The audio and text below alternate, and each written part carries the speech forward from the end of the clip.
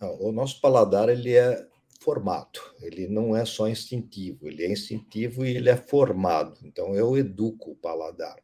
Então a gente sabe que o primeiro exemplo é dos pais. Se os pais não oferecem um determinado alimento, ou se eles só oferecem um outro tipo de alimento, as crianças com certeza vão criar o hábito a partir daí. E o hábito é formado dentro de casa inicialmente. É, eu tenho que lembrar que nós temos que discutir um outro aspecto importante que é praticidade. E a praticidade também faz parte da alimentação.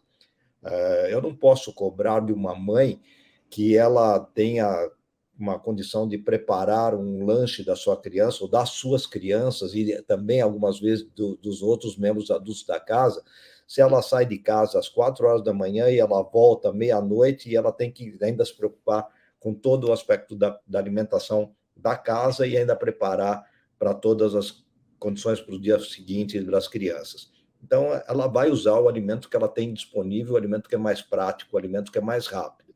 Então, assim, se a gente simplesmente rotular aquele alimento como um alimento que não deve ser usado nunca, porque é proibido, porque ele tem adequação, eu acho que eu vou punir muitas vezes uma família que tem uma condição econômica inadequada e que tem um horário e um planejamento mais complexo.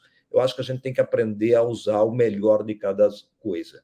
Então, eu tenho condição de preparar alimentos adequados, eu posso me planejar, mas eu tenho que também ver o que eu posso comprar de forma adequada, com um custo mais adequado e que tenha possibilidade de acesso a essa população.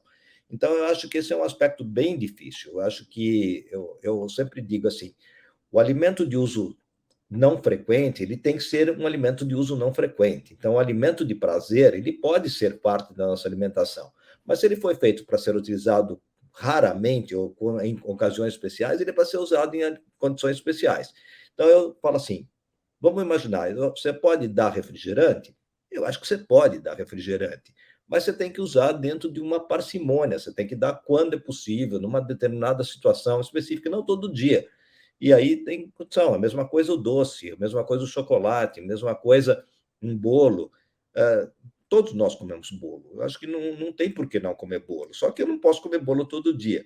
E uma das coisas que me assusta um pouco é hoje algumas escolas que fazem festa todo dia, né? Eles têm festa para as crianças todo dia. Todo dia tem bolo, todo dia tem salgadinho, todo dia tem alguma coisa. Então precisa tomar cuidado. A gente algumas vezes discute, vou voltar uma coisa que você estava falando da merenda. A merenda pode ser muito boa, mas, por exemplo, a gente pode proibir determinadas coisas dentro da venda da merenda, da cantina escolar? Pode, eu acho que deve. Não é tudo que deve ser vendido dentro da escola.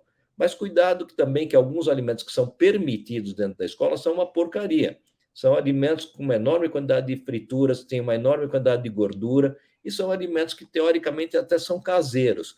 Então, a gente precisa olhar. A gente fez um levantamento da merenda escolar do Brasil inteiro, das cantinas escolares, até com fotos das cantinas escolares do Brasil inteiro, e a gente vê que tem diferenças pavorosas, né? E assim, depende muito da escola, da associação, da interação dos pais, dos professores, do contato que os pais têm com a escola, e até poder, não pode ser só na restrição governamental. Os pais têm que ter uma ação dentro da escola, tem que conhecer o que se vende no local.